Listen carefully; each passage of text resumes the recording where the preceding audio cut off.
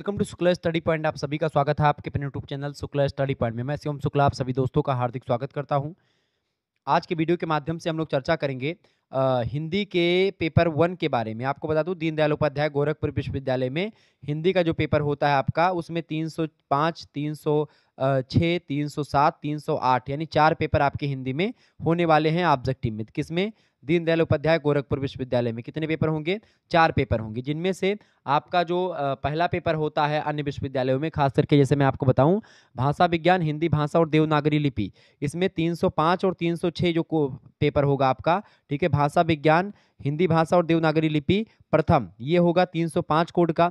इसके अलावा भाषा विज्ञान, हिंदी भाषा और देवनागरी लिपि जो द्वितीय होगा वो 306 वाला कोड होगा, ठीक है। ये बात ध्यान रखेंगे, द्वितीय। तो इस तरीके से ये 2 पेपर आपके कंप्लीट होंगे। इसके बाद में आप देखेंगे जो आपका लोक साहित्य और लोक संस्कृति वाला पोर्शन है, वहां से 307 और 308 एक प्रकार से ये पेपर होंगे। तो इन चारों मॉडल पेपर को मैं जल्दी दे दूंगा, तो परेशान होने की आपको जरूरत नहीं है। ये 4 मॉडल पेपर आपको मैं दे दूंगा। हालांकि आपके लिए मॉडल पेपर ऑलरेडी अवेलेबल है पहले से ही, यानी कि हिंदी भाषा विज्ञान, हिंदी भाषा और देवनागरी लिपि पेपर 1 BA 6 सेमेस्टर का ऑलरेडी अवेलेबल है मॉडल पेपर ऑब्जेक्टिव का, वो देख लीजिएगा आप, आपके लिए इंपॉर्टेंट है। बाकी सभी विश्वविद्यालयों के लिए इंपॉर्टेंट है जिनकी परीक्षाएं ऑब्जेक्टिव होती हैं, ये भी लेक्चर भी। 307 और 308 का लोक साहित्य और लोक संस्कृति वाला है, तो सभी विश्वविद्यालयों का वही सिलेबस है। इसमें क्या किया गया कि एक पेपर को, शुरुआत की 4 इकाई को एक प्रकार से पेपर 1 बना दिया गया और पेपर 2 जो लास्ट की 4 इकाई है, इस तरीके से। तो और 50 प्रश्न पूछे जाते हैं। तो आज की वीडियो के माध्यम से हम 50 से अधिक यानी लगभग 75 से 76 प्रश्नों के बारे में चर्चा करेंगे। लेकिन टॉप 50 मैंने इसीलिए लिखा है यहाँ पर, चूंकि यहीं से आपकी परीक्षा में प्रश्न आने वाले हैं। तो BA 6 सेमेस्टर में आप हैं, ठीक है, तो आपके लिए बहुत ही महत्वपूर्ण है ये। आइए जानने का प्रयास करते हैं कौन कौन से प्रश्न अब की बार आपकी परीक्षा में बनने वाले हैं, ठीक है। एक बार फटाफट से आप लोग वीडियो को लाइक और चैनल पर अगर नए हैं तो सब्सक्राइब कर लीजिएगा, क्योंकि इसी प्रकार से आपको हर एक यूनिवर्सिटी से रिलेटेड आपको वीडियो मिलती रहती है, ठीक है। आपकी महात्मा गांधी काशी विद्यापीठ का ऑब्जेक्टिव होगा, वीर बहादुर सिंह पूर्वांचल का लिखित होगा, राम मनोहर लोहिया का लिखित होगा, इन सभी का मॉडल पेपर मैं दे चुका हूँ। चौधरी चरण सिंह मेरठ विश्वविद्यालय का लिखित होगा, ठीक है। ऐसे ही बात करें तो कानपुर विश्वविद्यालय का ऑब्जेक्टिव होगा, सिद्धार्थ यूनिवर्सिटी का आपकी बार ऑब्जेक्टिव होगा, तो इन सभी के लिए बहुत महत्वपूर्ण होगा। प्रश्न अगला, राजभाषा हिंदी और लिपि देवनागरी होगी, ये बात किस अनुच्छेद में संविधान के कही गई है? देखिए, संविधान के अनुच्छेद की अगर बात की है तो संविधान के अनुच्छेद 343 में भारत की राजभाषा हिंदी होगी, यानी भारत की जो ऑफिशियल लैंग्वेज है वो हिंदी होगी। और जो लिपि होगी यानी लिखने का जो मेथड होगा वो आपका कैसा होगा? लिपि मतलब जो लिपि होती है, ठीक है, स्क्रिप्ट जो होती है वो देवनागरी होगी, ठीक है। यह अनुच्छेद 343 में बताया गया है भारतीय संविधान के। भारतीय संविधान के भाग 7 की मतलब भाग 17 की अगर बात की जाए तो भाग 17 में भारतीय राजभाषाओं के बारे में बताया गया है, हिंदी वगैरह के बारे में। भाग 17 की अगर बात की जाए तो अनुच्छेद 343 से लेकर के अनुच्छेद 351 तक का जो अनुच्छेद है, ये भाग 17 के नाम से जाना जाता है। ये बात आप ध्यान रखिएगा, ठीक है। तो कोई भी प्रश्न आपसे पूछेगा आप आसानी से बता पाएंगे। अगला प्रश्न, इनमें से किसको संविधान की 8वीं अनुसूची में सम्मिलित नहीं किया गया है? बताएं, फटाफट से आप बताएंगे। इनमें से किसको संविधान की 8वीं अनुसूची में सम्मिलित नहीं किया गया? संविधान में कुल मिलाकर के 12 अनुसूचियां हैं। पहले जब संविधान बना था तो उसमें कुल मिलाकर के 8 अनुसूचियां थीं। बाद में एक प्रकार से 9वीं अनुसूची जुड़ी, फिर 10वीं जुड़ी, ठीक है, 11वीं जुड़ी और 12वीं जुड़ी, ठीक है, यानी 4 अनुसूचियां बाद में जुड़ी। जिनमें से जो सबसे लास्ट अनुसूची थी पहले, 8वीं अनुसूची, उसमें शुरुआत में 14 भाषाओं को शामिल किया गया था। बाद में क्या हुआ कि सिंधी भाषा को शामिल किया गया, ठीक है। सिंधी भाषा के बाद में क्या हो गई, कितनी भाषा हो गई? 15 भाषा हो गई। फिर उसके बाद में 3 भाषा और जोड़ी गई, उसको अलग अलग अलग संविधान संशोधन के द्वारा नमक भाषा जोड़ी गई। नमक का मतलब क्या होता है? ना से होता है नेपाली, माँ से होता है आपका मणिपुरी, और का से होता है कोंकणी। तो नेपाली, मणिपुरी और कोंकणी, ये 3 भाषा और जुड़ी। तो 15 में जब 3 हुआ तो कितना हो गया? 18 बोलियां हो गई। अब 18 जो भाषाएं या 18 बोलियां आप शामिल हो गई। 18 के बाद में क्या किया गया? 4 बोलियां और शामिल की गई बाद में। 4 बोलियां जो थी उसको आप ट्रिक से ध्यान रखिएगा, बोडो मास बोलते हैं उसको। क्या बोलते हैं? बोडो मास। बोडो मास कोई भाषा नहीं है। बो का मतलब होता है बोडो, बोडो एक भाषा है। डो का मतलब होता है डोंगरी, डोंगरी भी एक भाषा है, बोली है, ठीक है। इसके अलावा जो माँ है, माँ माने मैथिली, ये मैथिली बोली, इसको भी शामिल किया गया भारतीय संविधान की 8वीं सूची में। और जो आपका ये आपका सा है, सा से बना संथाली, संथाली भाषा को भी एक प्रकार से भारतीय संविधान की 8वीं अनुसूची या 8वीं अनुसूची में शामिल किया गया।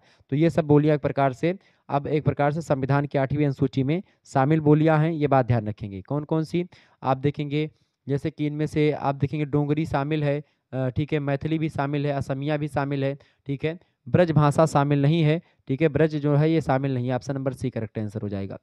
अगला क्वेश्चन आप देखेंगे, वैज्ञानिक तथा तकनीकी शब्दावली आयोग, इसकी स्थापना किस वर्ष हुई? बहुत ही बढ़िया प्रश्न है। देखिए, वैज्ञानिक तथा तकनीकी शब्दावली आयोग की गठन की अगर बात करता तो 1960 होता। लेकिन बात किसी कार्य कर रहा है, स्थापना की। स्थापना कब हुई? 1961 में। 1961 की अगर बात की जाए तो उस दिन एक प्रकार से 1 अक्टूबर का डेट थी। 1 अक्टूबर 1961 को एक प्रकार से वैज्ञानिक तथा तकनीकी शब्दावली आयोग की स्थापना करी जाती है और इसके पहले अध्यक्ष बनाए जाते हैं। उनका नाम है doctor DS. Kothari. Doctor DS. Kothari को वैज्ञानिक तथा तकनीकी शब्दावली आयोग के अध्यक्ष के रूप में एक प्रकार से 1 अप्रैल 1961 को एक प्रकार से बैठाया जाता है। ये बात आप ध्यान रखेंगे। स्थापना हुई थी 1 अक्टूबर 1961 को। तो स्थापना पूछा गया, करेक्ट आंसर हो जाएगा ए ऑप्शन। अगर पूछता कि वैज्ञानिक तथा तकनीकी शब्दावली आयोग के गठन कब किया गया था, तो 1960 में गठन किया गया था। दिसंबर यानी 21 दिसंबर को एक प्रकार से गठन किया गया था। 31 दिसंबर 1960 को वैज्ञानिक तथा तकनीकी शब्दावली आयोग का गठन किया गया था। ये बात आप ध्यान रखेंगे। आगे देखेंगे अगला प्रश्न, हिंदी की उपभाषाएं कितनी है? फटाफट से आप बताएंगे हिंदी की उपभाषाएं कितनी है। हिंदी की उपभाषाओं की बात करें तो 5 उपभाषाएं हिंदी की, यानी कि उपभाषाओं में जैसे कि आपकी आ गई पूर्वी हिंदी, ठीक है, ये पहली आ गई पूर्वी हिंदी, दूसरी हो गई आपकी पश्चिमी हिंदी, ठीक है, तीसरी हो गई आपकी राजस्थानी हिंदी, और चौथी हो गई आपकी कौन सी? चौथी हो गई आपकी बिहारी हिंदी, और पांचवी हो गई आपकी पहाड़ी हिंदी, ठीक है। तो इस तरीके से आपकी कितनी हिंदी हो गई? 5 हिंदी, यानी पूर्वी हिंदी में अवधी, बघेली, छत्तीसगढ़ी शामिल है। पश्चिमी हिंदी में आप देखते हैं जैसे आपकी कन्नौजी और ब्रज हो गई, ठीक है, खड़ी बोली हो गई, हरियाणवी है, बुंदेली है, कोरबी, ये सब शामिल हैं, ठीक है। ऐसे राजस्थानी में पूर्वी राजस्थानी, पश्चिमी राजस्थानी, यानी इसको आप मेवाती, मारवाड़ी, ढूढ़ाड़ी, ये सब भाषा बोलते हैं, मालवी, ये सब आपकी राजस्थानी भाषा में आती हैं, ठीक है। ऐसे ही आपकी अगर बात की जाए बिहारी हिंदी में, तो अवधी, मतलब बिहारी हिंदी में क्या होता है? बिहारी हिंदी में मैथिली, मगही और भोजपुरी, ये 3 बोलियां शामिल हैं, ठीक है। और अगर पहाड़ी हिंदी की अगर बात करें तो पहाड़ी हिंदी में आप सभी लोग जानते होंगे, पहाड़ पर जो बोली जाने वाली जो एक प्रकार से है, वो पहाड़ी हिंदी के नाम से जानी जाती है, ठीक है। तो पहाड़ी हिंदी वो होती है, क्लियर। ध्यान रखिएगा इन सभी बात को। तो पहाड़ी हिंदी वो हो गई, क्लियर। तो इस तरीके से आप लोग जो है सारी चीज़ों को समझ पा रहे हैं। तो पहाड़ी हिंदी में एक प्रकार से कई बोलियां आती हैं, तो ज़्यादा इंपॉर्टेंट है नहीं, हालांकि देखेंगे। आगे देखेंगे अगला प्रश्न, इनमें से कौन पूर्वी बोली की हिंदी नहीं है? देखिए, पूर्वी बोली में कितनी हिंदी आती हैं? 3 पूर्वी बोलियों में, ठीक है। अवधी, बघेली और छत्तीसगढ़ी। अवधी, बघेली और छत्तीसगढ़ी, ये 3 बोलियां ये पूर्वी बोली हैं या पूर्वी हिंदी की बोली हैं, ठीक है। अवधी, बघेली और छत्तीसगढ़ी। जबकि बिहारी बोली की अगर बात की है, बिहारी हिंदी जो है, ये बिहारी अपने आप में एक उपभाषा है। बिहारी में 3 बोलियां हैं, मगही, मैथिली और भोजपुरी, ठीक है। तो इसका करेक्ट आंसर क्या हो जाएगा? बी ऑप्शन, ये नहीं है पूर्वी हिंदी। अगला प्रश्न, पश्चिमी हिंदी की बोली नहीं है इनमें से। पश्चिमी हिंदी की बोली में देखें और अवधि नहीं है। अवधि आपकी पूर्वी हिंदी की बोली। पश्चिमी हिंदी में कोरबी, हरियाणवी, बुंदेली, इसके अलावा 2 और है आपकी कन्नौजी और एक प्रकार से खड़ी बोली या ब्रज, ठीक है, ध्यान रखिएगा। अगला प्रश्न, पश्चिमी हिंदी की बोलियों की संख्या।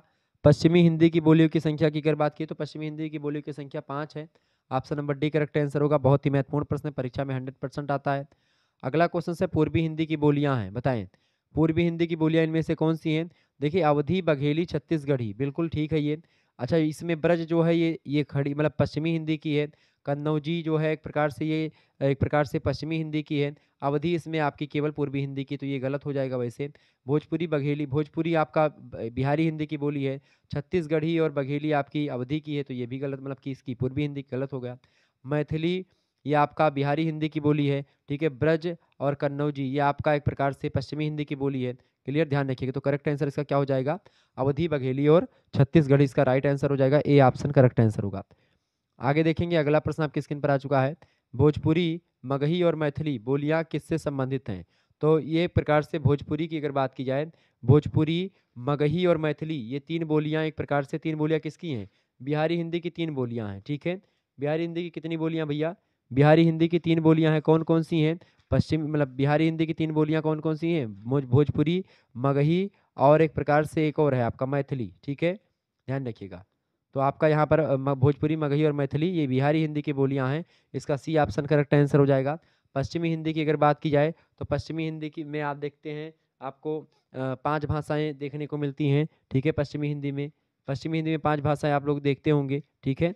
तो पश्चिमी हिंदी हो गई। पश्चिमी हिंदी में जैसे कि आपकी मैंने आपको बताया अभी अभी कि जैसे आपकी कन्नौजी, ब्रज, खड़ी, ठीक है, हरियाणवी, बुंदेली, ये सब आती हैं, क्लियर, ध्यान रखिएगा पश्चिमी में। ऐसे ही पूर्वी हिंदी में आप देखते हैं, पूर्वी हिंदी अवधी बघेली छत्तीसगढ़ी हो गई। राजस्थानी हिंदी की अगर बात की है तो उसमें आपका मेवाती, मारवाड़ी, ढूढ़ाड़ी, मालवी ये सब होती हैं, ठीक है, ध्यान रखिएगा इस बात को। आगे बढ़ते हैं और भी चीज़ों को जानने का प्रयास करते हैं, फटाफट से आप लोग देखने का प्रयास करेंगे। इंपॉर्टेंट प्रश्न है, गुड़गांव, दिल्ली और करनाल के पश्चिमी क्षेत्रों में बोली जाने वाली अहीर बाटी का संबंध किससे है? जो अहीर बाटी ये बोली है, अहीर बाटी जो बोली जाती है, इसका संबंध किससे है? पूर्वी राजस्थानी से, पश्चिमी राजस्थानी, या दक्षिणी, या फिर उत्तरी, बताएं। तो जो अहीर बाटी बोली बोली जाती है गुड़गांव, दिल्ली और करनाल के पश्चिमी क्षेत्रों में, इसका संबंध उत्तरी राजस्थानी बोली से है। ऑप्शन नंबर इसका सी करेक्ट आंसर हो जाएगा, ध्यान रखिएगा। अगला प्रश्न है आपका, मैथिली में साहित्य सृजन करने वाला रचनाकार कौन है? मैथिली में साहित्य सृजन करने वाला जो रचनाकार हैं वो है विद्यापति जी। विद्यापति को मैथिल कोकिल भी कहा जाता है, ये बात ध्यान रखिएगा, ठीक है। अगला क्वेश्चन है, पूर्वी राजस्थानी का एक अन्य नाम क्या है?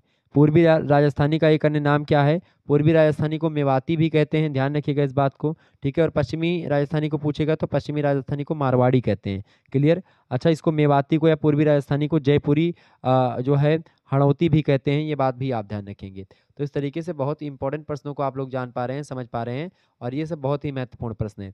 प्रश्न, डिंगल भाषा का संबंध किस साहित्य से है? बताएंगे सभी लोग, डिंगल भाषा का संबंध किस साहित्य से है? फटाफट से आप लोग बताने का प्रयास करेंगे, बताएंगे। जो डिंगल भाषा है इसका संबंध किससे है, बताइए। गुजराती साहित्य से, राजस्थानी साहित्य से, पंजाबी साहित्य से, या फिर एक प्रकार से उर्दू साहित्य से? फटाफट से आप लोग बताने का प्रयास करेंगे। तो डिंगल भाषा का जो संबंध है ये किससे है? ये राजस्थानी साहित्य से है। Option number B correct answer हो जाएगा। पश्चिमी राजस्थानी से, खास करके नागरी लिपि में लिखी जाती थी पश्चिमी राजस्थानी, क्लियर। पश्चिमी राजस्थानी मैंने आपको बताया था कौन सी होती, पश्चिमी राजस्थानी आपकी जो मारवाड़ी है वो, क्लियर। आगे देखेंगे, अगला प्रश्न, साहित्यिक भाषा शैली के लिए डिंगल भाषा का सर्वप्रथम प्रयोग किसने किया था? तो इसका प्रयोग किया था बांकीदास ने। बांकीदास की अगर बात की जाए तो ये एक प्रकार से इनकी पुस्तक है कुकवी बतीसी। कुकवी बतीसी का प्रकाशन 1871 में हुआ था। इसी पुस्तक में साहित्यिक भाषा के लिए डिंगल भाषा का एक प्रकार से सर्वप्रथम प्रयोग किया गया था, ठीक है, बांकीदास के द्वारा। अगला प्रश्न, राजस्थान के चारण कवियों ने अधिकांश किस भाषा में काव्य रचना करी है? बताएं। राजस्थान के चारण कवियों ने अधिकांश किस भाषा में काव्य रचना करी है? तो अधिकांश तौर पर पिंगल भाषा में रचना करी है। पिंगल जो है ये डिंगल से प्रभावित जो ब्रज भाषा होती है उसी को पिंगल कहा जाता है, ये बात ध्यान रखेंगे। अगला प्रश्न, डिंगल भाषा को और किस नाम से जाना जाता है? तो डिंगल भाषा को अगर बात की जाए तो डिंगल भाषा को आप भाट भाषा भी कहते हैं, मरु भाषा कहते हैं, मारवाड़ी भी कहते हैं, पुरानी राजस्थानी कहते हैं, ठीक है, पश्चिमी राजस्थानी कहते हैं। तो ये एक प्रकार से डिंगल भाषा है, ये बात आप ध्यान रखेंगे, ओके। आगे बढ़ते हैं और अगले प्रश्न की ओर। डिंगल के सर्वप्रथम कवि कौन माने जाते हैं? डिंगल के सबसे पहले या सर्वप्रथम कवि हैं दाढ़ी कवि बादर। ऑप्शन नंबर इसका एक करेक्ट आंसर होगा, बढ़िया प्रश्न है। नेक्स्ट क्वेश्चन आप देखिएगा, देखें प्रश्न है, साहित्य में डिंगल का प्रयोग सबसे मतलब कब मिलता है? बताएं, साहित्य में डिंगल का प्रयोग कब से मिलता है? तो 13वीं शताब्दी से अब तक मिलता है। ऑप्शन नंबर इसका बी करेक्ट आंसर होगा। आगे देखेंगे, डिंगल और पिंगल क्या है? डिंगल और पिंगल ये साहित्य हैं, option number C correct answer होगा। राजस्थानी साहित्य को दो प्रमुख बोलियां राजस्थानी साहित्य की कौन सी हैं? देखिए डिंगल और पिंगल राजस्थानी साहित्य की दो प्रमुख बोलियां हैं, सी ऑप्शन करेक्ट आंसर होगा। शब्दकोश की उत्पत्ति किस भाषा से हुई है? बताएंगे सभी लोग। शब्दकोश की उत्पत्ति किस भाषा से हुई है? तो लैटिन भाषा से हुई है शब्दकोश की उत्पत्ति, इसका बी ऑप्शन करेक्ट आंसर हो जाएगा। आपको बता दूं शब्दकोश की उत्पत्ति जो हुई है, ठीक है, शब्दकोश का मतलब एक प्रकार से डिक्शनरी, ठीक है। डिक्शनरियो मतलब कि डिक्शनियो बोलने की क्रिया, इसमें पहली बार एक प्रकार से शब्दकोश की उत्पत्ति की गई। दूसरी बार डिक्शनरियस शब्दों का संग्रह जिसको बोलते हैं, तो एक प्रकार से इसकी मतलब शब्दकोश की उत्पत्ति जो है ये लैटिन भाषा के दो शब्दों से हुई है। पहला है आपका डिक्शनियो शब्द, डिक्शनियो, डिक्शनियो मतलब होता है बोलने की क्रिया, और दूसरा जो शब्द है वो है जो है डिक्शनारियस। डिक्शनारियस का मतलब होता है शब्दों का संग्रह। तो इन्हीं दो शब्दों से लैटिन भाषा का शब्द है, इनसे शब्दकोश की उत्पत्ति हुई है, ये बात ध्यान रखिएगा। अगला प्रश्न, शब्द संपदा सीखने और सिखाने के लिए किस प्रभावशाली युक्ति की अनुशंसा करेंगे आप? बहुत ही बढ़िया प्रश्न है। तो शब्द संपदा सिखाने और सीखने के लिए जो है किस प्रभावशाली युक्ति की प्रशंसा करेंगे? वर्तनी प्रतियोगिता की। ऑप्शन नंबर इसका सी करेक्ट आंसर हो जाएगा। आगे देखेंगे, अगला प्रश्न है, इनमें से कौन सा शब्द देशज है? बताएं, इनमें से कौन सा शब्द देशज है?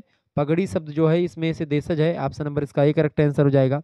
पगड़ी। इसके अलावा देशज शब्दों की अगर बात किया है, ऐसे शब्द होते हैं देशज शब्द जिनकी परिभाषा मतलब कि जिनका कोई अता पता नहीं होता है। ऐसे शब्द जो कि एक प्रकार से अपने आप आ गए हैं या उनका एक प्रकार से पता नहीं होता, उनके स्रोत का पता नहीं चलता कि कहाँ से आए हैं। जैसे तकिया, मचिया, खटिया, लुटिया, ये सब आपके जैसे शब्द हैं। इनमें से कौन सा शब्द तत्सम नहीं है? तत्सम तद्भव क्या होता है? तत्सम माने होता है उसी के समान, यानी संस्कृत के समान जो शब्द हैं, जैसे दुग्ध, ठीक है, चक्षु, ठीक है, क्षीर, ये सब तत्सम है। ये संस्कृत से सीधे सीधे हिंदी में आ गई है, वो तत्सम होते हैं। तत्भव का मतलब होता है तत् उभव, तत् माने उसी के, भव माने उदय होना, यानी कि जो उसी से निकले हुए हैं। यानी जो तत्सम से या संस्कृत से, संस्कृत का घिसा पिटा रूप जो हिंदी में आकर के प्रयोग है, जैसे क्षीर से बन गया क्या? खीर। क्षीर कहने में थोड़ा सा जीभ को कष्ट होता था, तो आजकल के हमारे युवा पीढ़ी के लोग जो है बहुत आलसी हो गए हैं। तो और क्या करते हैं, जब आलसी हो गए हैं तो भाई वो घिसी पिटी बोली ही बोलते हैं। मतलब कि क्या होता है कि घिसी पिटी बोली का मतलब ये हो गया, जैसे क्षीर कहने में कठिन शब्द उनको ज़्यादा दिक्कत होती थी, इसलिए खीर शब्द ज़्यादा उचित होने लगा और सरल शॉर्ट फॉर्म में बोलने लगे। इसीलिए कुछ महान भाव हैं वो हिंदी में अंग्रेजी मिक्सचर करके बोलने लगते हैं, ठीक है, उसे मिश्रित कर देते हैं हिंदी में अंग्रेजी। हालांकि चलिए ठीक ठाक बात है, भाषा विचारों का माध्यम है, उससे ज़्यादा कुछ नहीं होती है, ठीक है, अगर बड़े लेवल पर देखें। लेकिन फिर भी आपको बता दूं, अलसस्य कुतो विद्या, आविद्यस्य कुतो धनम, आधनस्य कुतो मित्रम, अमित्रस्य कुतो सुखम। मतलब ये होता है अलसस्य कुतो विद्या, यानी कि अगर आलस्य आप कर रहे हैं तो आपको विद्या कहाँ? आलस है तो विद्या कहाँ? अलसस्य कुतो विद्या, आविद्यस्य कुतो धनम। आ माने नहीं, आ उपसर्ग लग जाता है, अनुपसर्ग लगने से क्या बन जाता है? वो शब्द नहीं नकारात्मकता का फील देता है प्रभु, ठीक है। तो क्या हो गया, क्या हो गया मेरे भैया?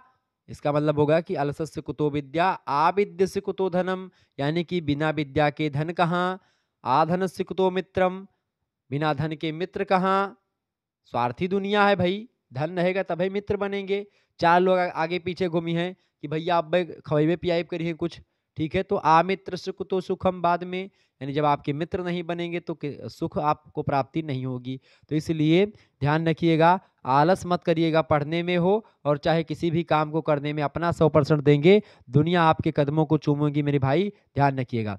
तो इनमें से तत्सम शब्द कौन सा नहीं है पूछा गया है, कौन सा तत्सम शब्द इनमें से नहीं है? फटाफट से आप बताएंगे, तत्सम शब्द कौन सा नहीं है? फटाफट से आप बताएंगे, इनमें से कौन सा शब्द तत्सम शब्द नहीं है? बताएंगे, सभी लोग बताने का प्रयास करेंगे तत्सम शब्द इनमें से कौन सा नहीं है। देखिए इनमें से नहीं की अगर बात की, चांदनी तत्सम शब्द नहीं है, ठीक है। बाकी धृष्ट, भ्रष्ट, भद्रलोक और चिताभस्म ये सब तत्सम शब्द हैं। क्लियर? आगे देखेंगे,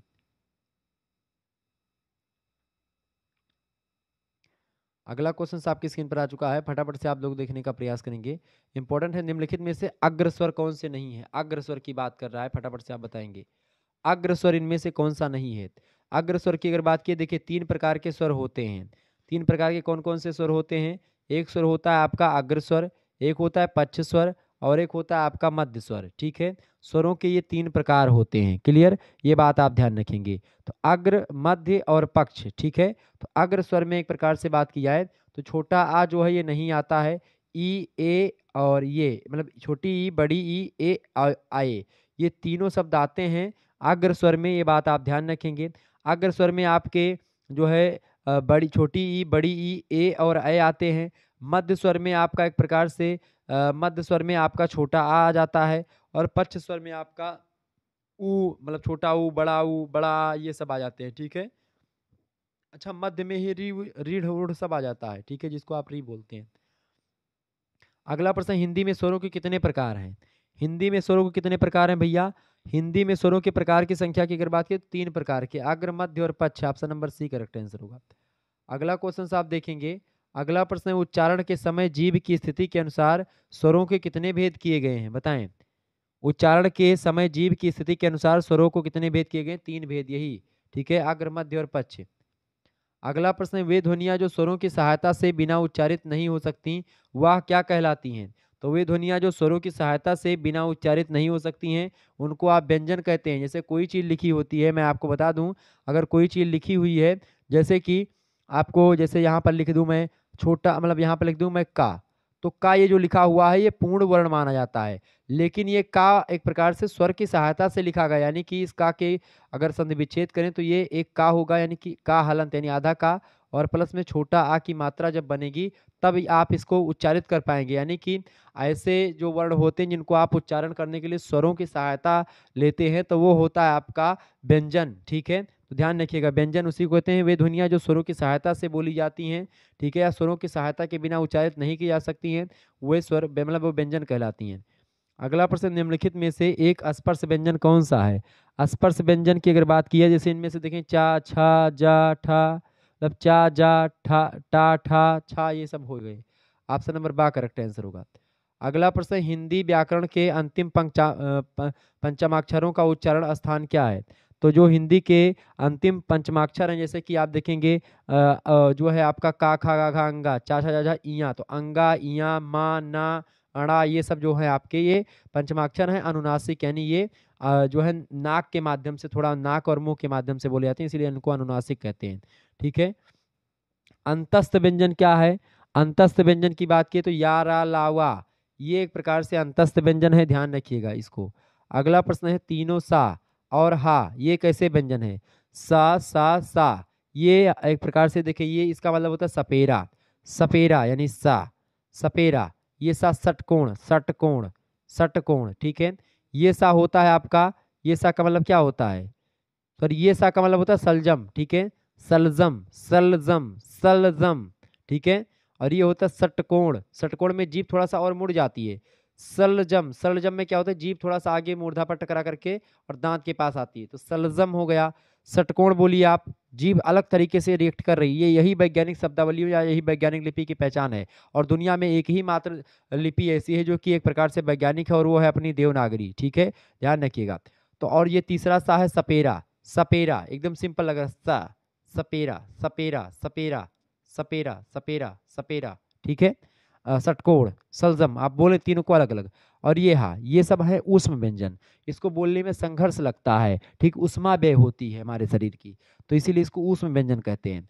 अगला प्रश्न, उत्क्षिप्त व्यंजन क्या है? उत्क्षिप्त व्यंजन की अगर बात की जाए तो जैसे डा, ढा ये आपके होते हैं, ये दोनों आपके उत्क्षिप्त व्यंजन है, ध्यान रखिएगा, याद कर लीजिएगा, परीक्षा में प्रश्न आता है, उत्क्षिप्त व्यंजन यही होते हैं। ठीक है, एक बात मैं आपको बताना भूल गया कि हिंदी के एक मॉडल पेपर आपका, एक हमारा दूसरा चैनल है को करिकुलर मास्टर, को करिकुलर मास्टर पर आपके को करिकुलर से रिलेटेड वीडियो मिल जाएगी। 6 सेमेस्टर का भी को करिकुलर का एक मॉडल पेपर मैंने अभी दिया है, जल्दी 4-5-6 मॉडल पेपर और दे दूंगा, तो को करिकुलर मास्टर यूट्यूब चैनल को आप सब्सक्राइब कर लीजिएगा, ठीक है, ध्यान रखिएगा। ओके,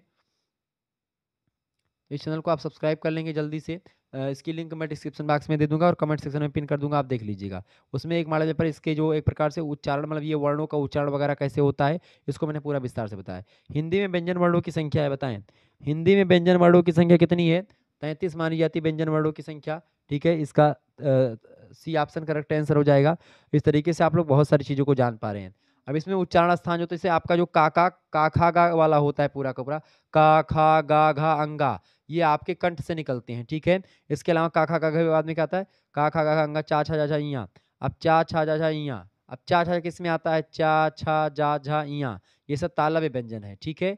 इसके अलावा अगर बात की जाए टा, ठा, डा, ढा, ना, मतलब टा, ठा, डा, ढा, ना, तो टा, ठा, डा, ढा जो आता है इसे मूर्धा से बोला जाता है, ठीक है। इसके अलावा अगर आपसे पूछे कि जैसे आपका ता, था, दा, धा, ना, ता, था, दा, धा, ना, ये सब दांत से बोले जाते हैं, ठीक है। ना, ना बोलेंगे तो आपकी जीभ जाकर के दांत में टकराएगी, तो ना क्या हो गया? ता बोलें तो ता, था, दा, धा दांत में टकराएगी, ठीक है।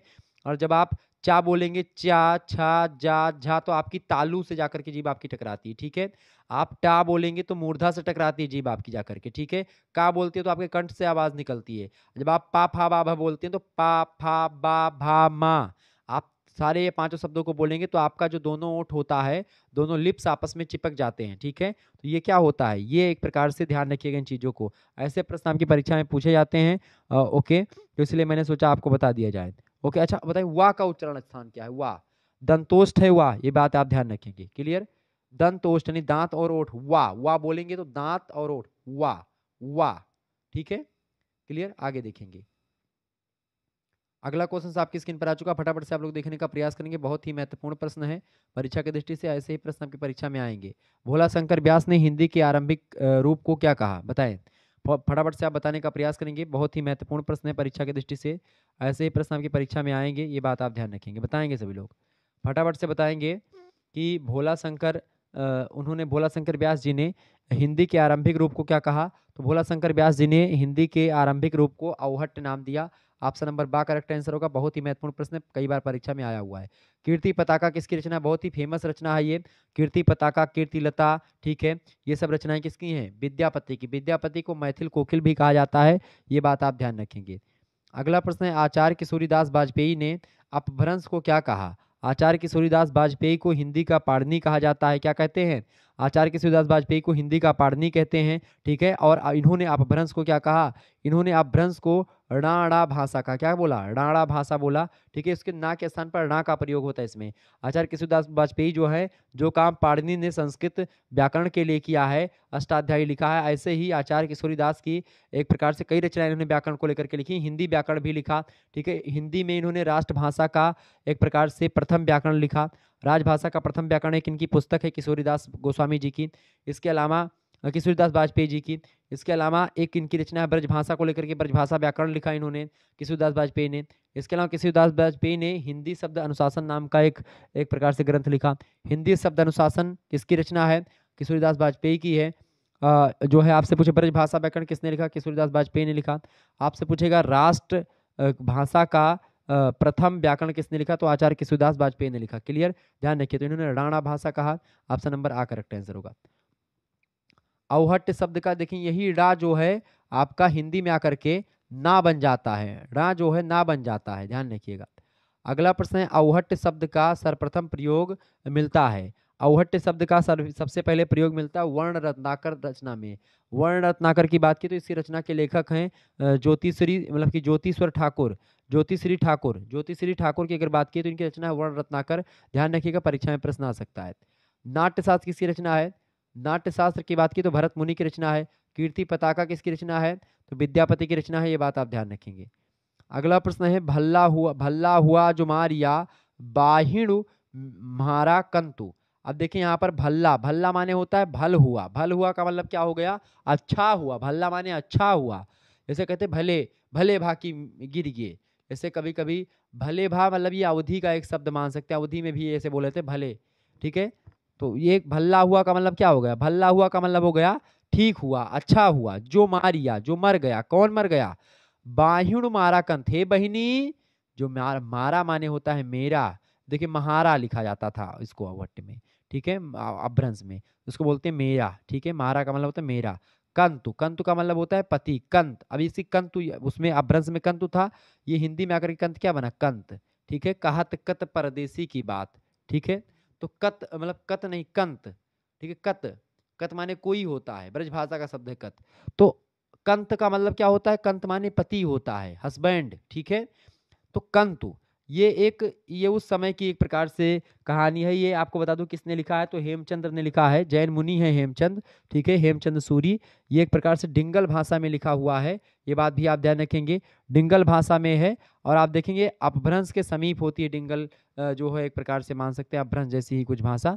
तो भल्ला हुआ जो मार या बाहिण मारा कंतु, एक प्रकार से एक जब सिपाही हैं और सिपाही इसके पति हैं एक स्त्री के, अब उसके पति जो है युद्ध में वीरगति को प्राप्त हो गए हैं, तो वो एक प्रकार से कहती है कि अच्छा हुआ जो एक प्रकार से हमारे पति युद्ध के क्षेत्र में मर गए। अगर वो युद्ध के क्षेत्र से मुंह पीठ दिखा करके भाग आते तो एक प्रकार से हमारी बेइज्जती हो जाती और हमारे ऊपर लोग थूकते, कहते तुम उसी की पत्नी हो। आज मैं अपना सर गर्भ से ऊंचा करके कह सकती हूँ कि हमारे पति ने देश के लिए जीवन अपना कुर्बान किया है। ये एक स्त्री की एक प्रकार से भावना है। तो यही बात यहाँ पर इसका अर्थ है। हेमचंद सूरी की रचना है।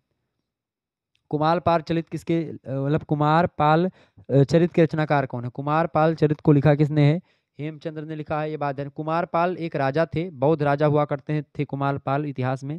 और इनकी रचना एक प्रकार से उन्हीं पर हेमचंद सूरी ने उन्हीं के ऊपर लिखी है। उन्हीं के एक प्रकार से वंशावली को एक प्रकार से इसमें बताया है। पूरा का पूरा कुमारपाल की वंशावली जो है, बौद्ध राजा जो है, इन्हीं की पूरी वंशावली, उनका पूरा इतिहास जो है कुमारपाल चरित में लिखा हुआ है। हेमचंद सूरी के द्वारा लिखी गई रचना है।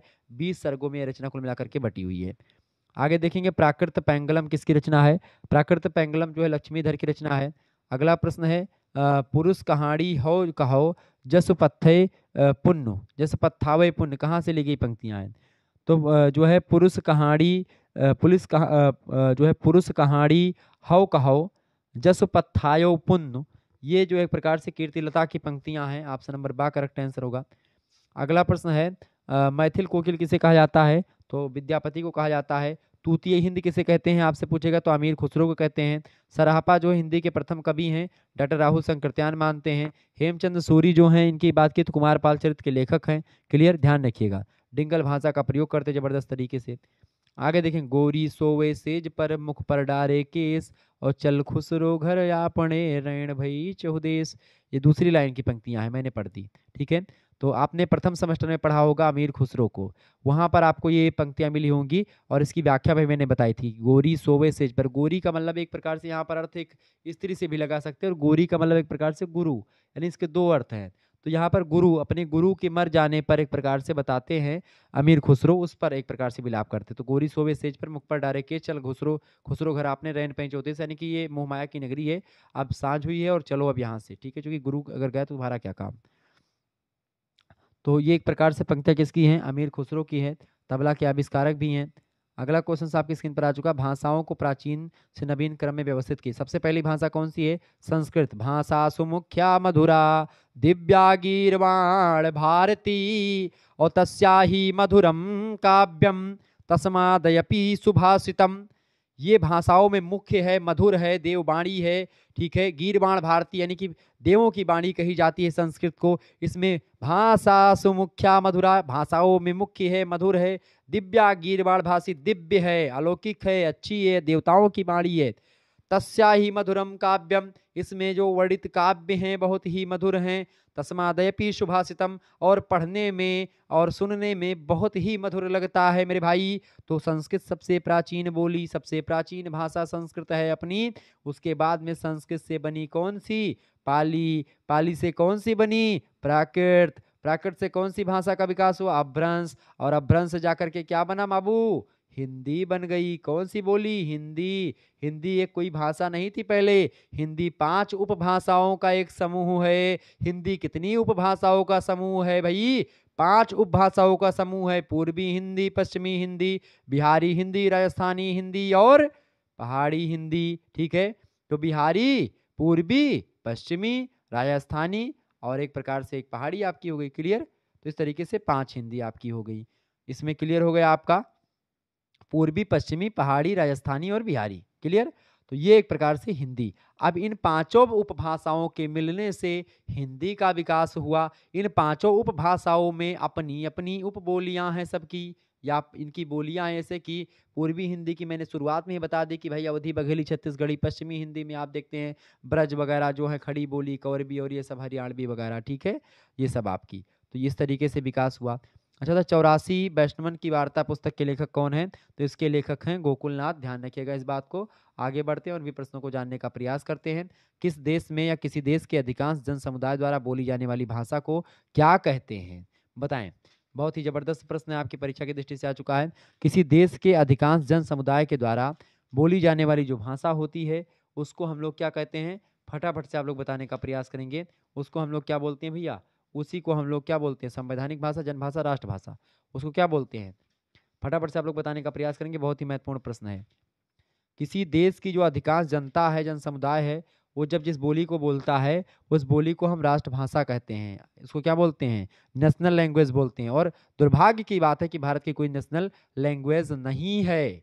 ठीक है, आगे देखेंगे, लिपि किसे कहते हैं? लिपि एक प्रकार से वर्णों को प्रतीक माध्यम से लिखने की हुई लिपि कहते हैं। भारत में जो भाषा है हिंदी, उसकी लिपि है देवनागरी। ठीक है, देवनागरी लिपि सबसे वैज्ञानिक लिपि है और सबसे एक प्रकार से जबरदस्त लिपि मानी जाती है। लिखित ध्वनि संकेतों को ही लिपि कहते हैं। सी ऑप्शन करेक्ट आंसर होगा। अगला प्रश्न है, मैक्स मूलर ने इंडो जर्मनिक नाम किस भाषा परिवार को दिया? मैक्स मूलर ने इंडो जर्मनिक नाम भाषा जो दिया है, ये भारोपीय भाषा परिवार को कहा इंडो जर्मनिक नाम। ठीक है, भारोपीय भाषा को इंडो जर्मनिक नाम दिया किसने? मैक्स मूलर ने। ध्यान रखिएगा, परीक्षा में आ सकता है प्रश्न। अगला प्रश्न, गुजराती भाषा का विकास किस अपभ्रंश से हुआ? तो गुजराती भाषा का विकास हुआ है सौर सेनी अपभ्रंश से, या इसी को नागर अपभ्रंश भी कहते हैं। अगला प्रश्न है, संविधान में प्रांतीय भाषाओं को किस अनुसूची में स्वीकार किया गया है? मैंने बताया था 8वीं अनुसूची में है। कितनी भाषाएं वर्तमान में है? 22 भाषाएं हैं। जब संविधान बना था तो अब कितनी थी? 14 भाषाएं थी। पहले सिंधी जुड़ी, सिंधी के बाद में 3 जुड़ी, नेपाली, मैथिली, मतलब नेपाली, मणिपुरी और कोंकणी जुड़ी। फिर उसके बाद में 4 भाषा जुड़ी, बोडो मास यानी कि बोडो, डोगरी, संथाली और मैथिली। ठीक है, ध्यान रखिएगा। इस तरीके से अब 22 भाषा है। अपभ्रंश में स्वरों की संख्या कितनी थी? तो अपभ्रंश में स्वरों की संख्या, अपभ्रंश में स्वरों की संख्या की अगर बात करें तो 8 स्वर थे अपभ्रंश में। कौन कौन से? आ यानी छोटा आ, बड़ा आ, छोटी ई, और उसके बाद में बड़ी ई, छोटा ऊ और बड़ा ऊ। ठीक है, इसके अलावा ए और एक प्रकार से अगला अगला आपका ओ, यही थे। ठीक है, ये एक प्रकार से अपभ्रंश के 8 स्वर हैं। हिंदी का प्रहरी किसे माना जाता है? हिंदी का प्रहरी कहा जाता है किसको भाई? फटाफट से आप बताएंगे। पीबी टंडन को, पुरुषोत्तम दास टंडन जी को एक प्रकार से हिंदी का प्रहरी कहा जाता है। बहुत ही महत्वपूर्ण प्रश्न है। अगला प्रश्न है, भाषा विज्ञान विभाग नहीं है। भाषा विज्ञान का विभाग इनमें से क्या नहीं है? ध्वनि विज्ञान, पद विज्ञान, पदार्थ विज्ञान, ये एक प्रकार से भाषा विज्ञान के विभाग हैं। स्वनिम विज्ञान नहीं है। डी ऑप्शन करेक्ट आंसर होगा। हिंदी के शब्द अनुसार लेखक हैं, बताएं। हिंदी के शब्द अनुसार लेखक कौन है? किशोरीदास। हिंदी के शब्द अनुशासन, हिंदी का शब्द अनुशासन के लेखक कौन है? शब्द अनुशासन कर लेंगे, किशोरीदास वाजपेयी ने लिखा। मैंने आपको बताया था, बी ऑप्शन करेक्ट आंसर हो जाएगा। हिंदी का पाणिनि कहा जाता है किशोरीदास वाजपेयी को। अगला प्रश्न है, देखेंगे, प्रश्न है, वाक्यों का वर्गीकरण कितने आधारों पर किया जाता है? फटाफट से आप बताएंगे। वाक्यों का वर्गीकरण जो होता है ये 2 आधारों पर करते हैं। कौन कौन से? पहला आधार होता है आपका रचना के आधार पर वाक्य, और दूसरे होते हैं अर्थ के आधार पर। रचना के आधार पर वाक्यों की अगर प्रकार की बात की तो रचना के आधार पर वाक्य जो होते हैं 3 प्रकार के होते हैं। पहला होता है सरल वाक्य, जिसमें एक उद्देश्य और एक विधेय, अर्थात एक संज्ञा और एक क्रिया होती है। जैसे लड़का पढ़ता है, लड़का एक संज्ञा होगी, पढ़ता है एक क्रिया होगी, यानी एक क्रिया होगी और एक संज्ञा होगी, यानी एक उद्देश्य होगा और एक विधेय होगा। ये आपका सरल वाक्य होता है। दूसरा वाक्य होता है आपका संयुक्त वाक्य। संयुक्त वाक्य में अगर बात करें तो अनेक जो है प्रधान उपवाक्य होते हैं इसमें, जिनके साथ अनेक आश्रित उपवाक्य भी शामिल होते हैं। जैसे कि अगर उदाहरण के माध्यम से आपको बताऊं, जैसे कि जिस दिन भगवान ने आलू का निर्माण किया होगा उस दिन उसे यह गुमान भी नहीं हुआ होगा कि मैंने आलू बना दिया। तो ये एक प्रकार से क्या है? जिस दिन भगवान ने आलू का निर्माण किया होगा उस दिन उसे यह गुमान भी नहीं होगा। तो इसमें कई मतलब 2-3 वाक्य हैं, तो संयुक्त वाक्य बाल सकते। तीसरा वाक्य होता है आपका रचना के आधार पर प्रकार, वो होता है मिश्र वाक्य। मिश्र वाक्य का मतलब होता है जिसमें एक मुख्य उपवाक्य होता है किंतु आश्रित उपवाक्य एक या अनेक हो सकते हैं। जैसे कि जो विद्वान होता है उसका पुत्र सदा अमर होता है। तो एक प्रकार से इसमें एक तो उपवाक्य है, बाकी अनेक उपवाक्य हो सकते हैं उसके। तो ये होता है एक प्रकार रचना के आधार पर। अर्थ के आधार पर वाक्य जो होते हैं कई प्रकार होते हैं। जैसे कि एक होता है विधि वाक्य, एक निषेध वाक्य, एक प्रश्न वाक्य, आज्ञावाचक, ठीक है, इच्छार्थक, संदेहार्थक, संकेतार्थक, विस्मयादिबोधक और शिथिल वाक्य, तमाम प्रकार के वाक्य होते हैं। ठीक है, ध्यान रखिएगा। अगला प्रश्न, जिन वाक्यों में एक उद्देश्य था तथा एक ही विधेय था उसे क्या कहते हैं? तो मैंने बताया था जी, एक उद्देश्य और एक विधेय सरल वाक्य कहलाता है। बी ऑप्शन करेक्ट आंसर होगा। भाषा के घटक हैं कौन कौन से? भाषा के घटकों की अगर बात की तो वर्ण, शब्द, पद और वाक्य, बिल्कुल करेक्ट आंसर हो जाएगा। ए ऑप्शन बहुत ही महत्वपूर्ण प्रश्न है। अगला प्रश्न आपसे बन सकता है, उद्देश्य और विधेय किसके अंग होते हैं? उद्देश्य और विधेय ये 2 अंग होते हैं किसके? वाक्य के 2 अंग होते हैं। कौन कौन से? उद्देश्य और विधेय। ए ऑप्शन करेक्ट आंसर होगा। अगला प्रश्न है, राम आया, भाई से मिला और तुरंत लौट गया, इनमें कौन सा वाक्य है? राम आया, भाई से मिला और तुरंत लौट गया, इसमें संयुक्त वाक्य है। बी ऑप्शन करेक्ट आंसर होगा। अगला प्रश्न, वाक्यों व वाक्य के गुणों में सम्मिलित नहीं है। वाक्य के गुणों में क्या सम्मिलित नहीं है? फटाफट से आप बताएंगे। वाक्य के गुणों में सम्मिलित नहीं है। वाक्य के गुणों में सम्मिलित क्या नहीं है? लयबद्धता नहीं सम्मिलित है, वाक्य क्रमबद्धता, सार्थकता और आकांक्षा सम्मिलित है। अगला प्रश्न है, वाक्य में शब्दों का क्रम निर्धारित होता है। वाक्य में शब्दों का क्रम निर्धारित होता है पदक्रम से उसके। ए ऑप्शन करेक्ट आंसर होगा। अगला क्वेश्चन आप देखिएगा, बहुत ही जबरदस्त प्रश्न है। वाक्य की पूर्णता के लिए आवश्यक है। वाक्य की पूर्णता के लिए क्या आवश्यक है? योग्यता, आकांक्षा और आसक्ति, तीनों। डी ऑप्शन ये सभी। अगला क्वेश्चन आप देखेंगे, गुरुजन का सम्मान करना सीखो किस प्रकार का वाक्य है? तो गुरुजन का सम्मान करना सीखो ये आपका आज्ञार्थक वाक्य है। ए ऑप्शन करेक्ट आंसर हो जाएगा इसका।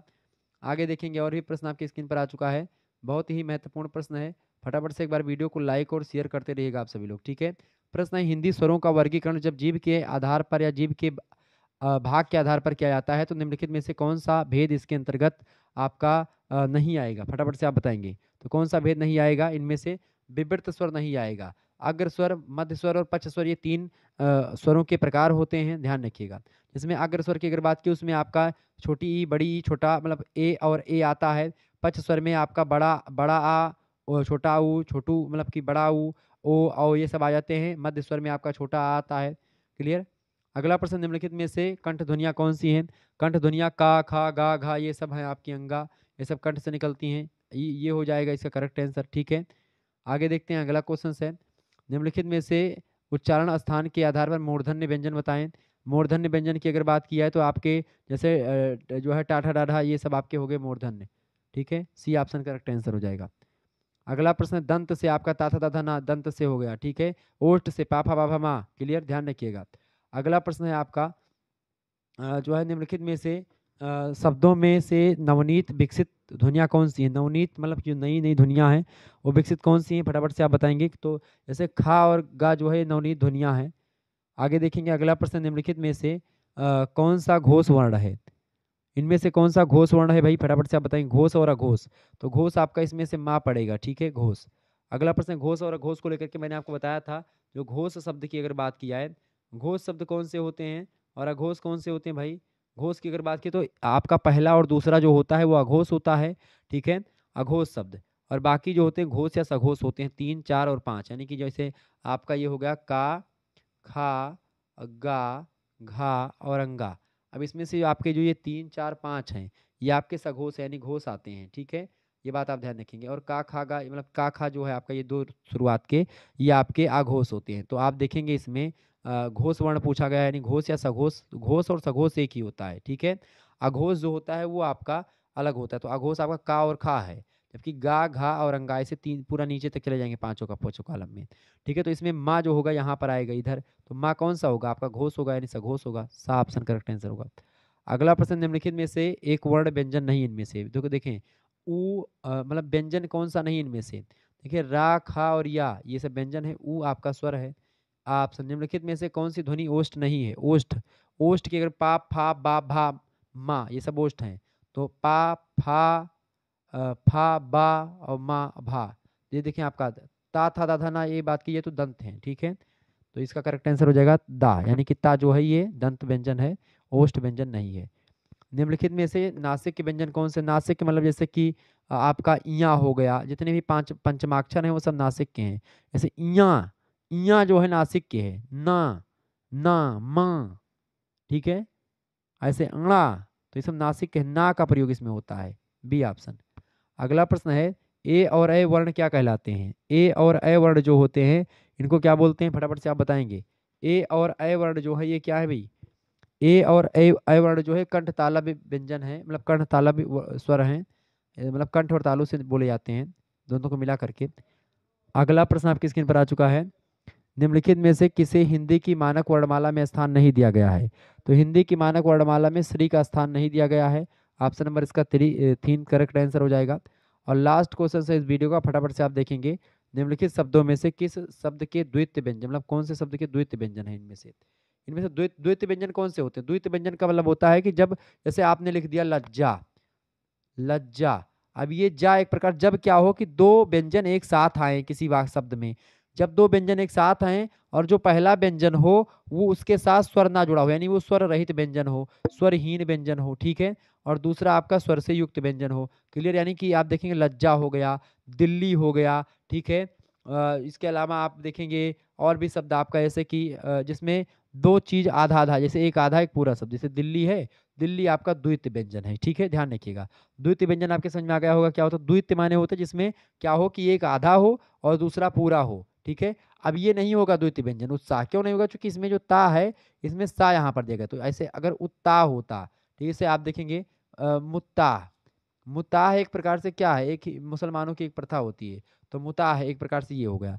ऐसे ही आप और शब्द देख सकते हैं, जैसे कि बिल्ली हो गई, बिल्ली, तो इसमें एक ला आधा है एक पूरा है, तो ला ये भी है और ला ये भी है। इसमें क्या है, स्वर जुड़ा होना चाहिए। ठीक है, तो इस तरीके से ये आपका द्वितीय व्यंजन होते हैं। तो इस तरीके से मैंने आपको समस्त चीज़ों के बारे में बता दिया। निश्चित तौर पर आपकी परीक्षा में यहीं से प्रश्न आने वाले हैं, आप इस वीडियो को अंत तक देख लीजिएगा। और बाकी जो वीडियोज़ होंगे इसके, जो आपके 3 पेपर और जो इसके बच रहे हैं उनके भी वीडियोज़ आपके समक्ष आ जाएंगी। हालांकि आपका सिलेबस सेम ही है, तो जो मैंने आपको बताया हुआ है आपका जैसे कि हिंदी मतलब भाषा विज्ञान, हिंदी भाषा और देवनागरी लिपि में 305 वाला कोड, 306 वाला कोड कवर होता है। और लोक साहित्य की अगर बात की और लोक संस्कृति की, तो उसमें 307 और 308 कवर होता है पूरा। क्लियर, ध्यान रखिएगा इस बात को। तो वीडियो को लाइक, चैनल को सब्सक्राइब कर दीजिएगा। इसी तरीके से आपको वीडियोस मिलती रहेंगी। धन्यवाद।